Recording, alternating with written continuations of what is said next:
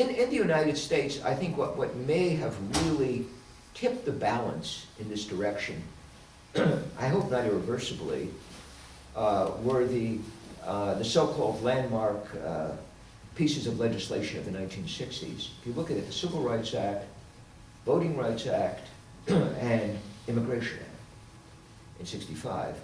What it helps do is create a radicalized electorate in the country.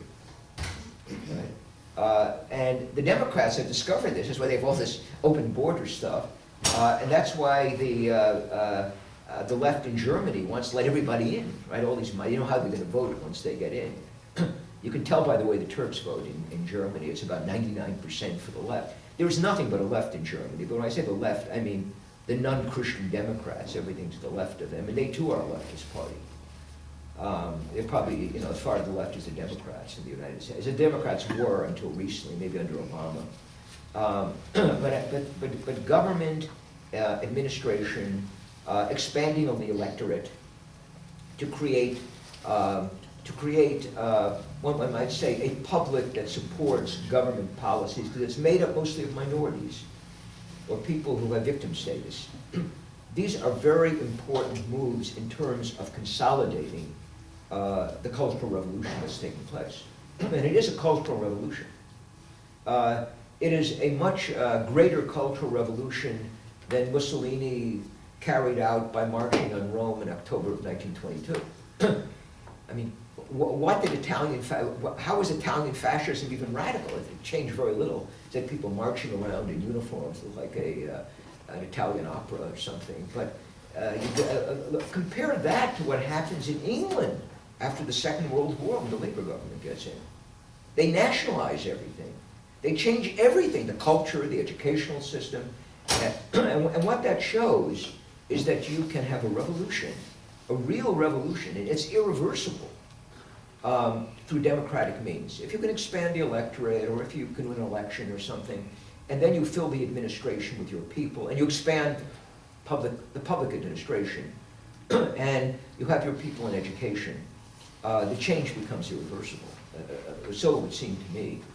I mean, I don't know where you're going to get the people now to reverse what we're now seeing. I'm sort of ending on what may seem a pessimistic note, but you know, I really cannot predict the future. Things may change, and I would hope they would change for the better. I don't know to what extent the post-Marxist leftist victories that we've seen are reversible, or I don't know how they're going to be reversed. One of the things that I think has been an enormous failure in the United States is there is no pushback. The conservative movie is a movement, is a pussycat. It doesn't do anything.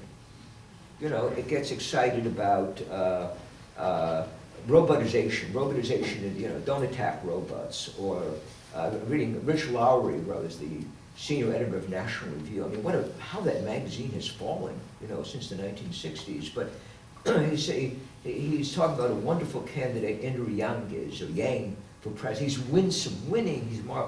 His one problem is he thinks robotization might cost Americans jobs, and that's not a progressive way of thinking. Now, this is a conservative issue, right? Or should we conquer another country to bring them democracy? Conservative issue. What about opposing gay marriage? That was not a conservative. Conservatives don't care. They're very happy to welcome it, because then you can get homosexual Republicans. So I think the conservative movement has been AWOL for a very long time. There has not been any kind of pushback. Unfortunately, one sees the same things in other Western countries. The opposition that you see is so-called center conservative, and they're not conservative. They're just globalist big business opposition.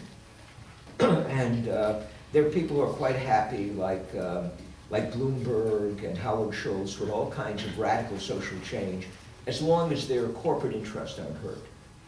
And that is the kind of non-conservative response which I think has allowed the left to win that much more easily. It does not have to worry about a serious opposition. I always like to compare our conservative movement to the parties in East Germany. They were called the Blockflöten. They were like allied to the communists, but they weren't quite communists. So you had a Lutheran party, a peasant party, but they always voted the same way as the communists. Maybe occasionally they would disagree. That's what our conservative movement is.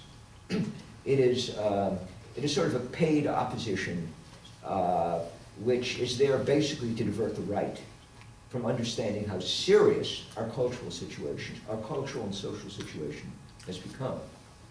Well, on that somber note, I will close my remarks, my formal remarks, to whatever extent they're formal, and allow you to ask me questions. Well, all right, so we'll have people, as usual, come up here to the podium and ask the question, and we'll get a discussion going. I'm sure that Dr. Gottfried will have some substantive answers to any of your questions. I wanted, sometimes these question and answer sessions go for a while, and people tend to start filing out after half hour, 45 minutes, something like that.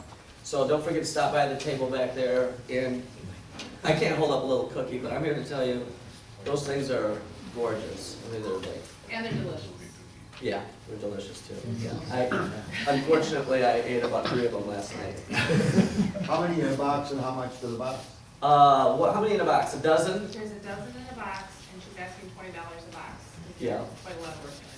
Yeah. And her- These are not just, bake them and put them in a box. These are designer cookies. Contact information is on the top, and so she can, and it says custom cookies, she can do them for any occasions, bridal showers, Christmas. Oh, yeah, you can have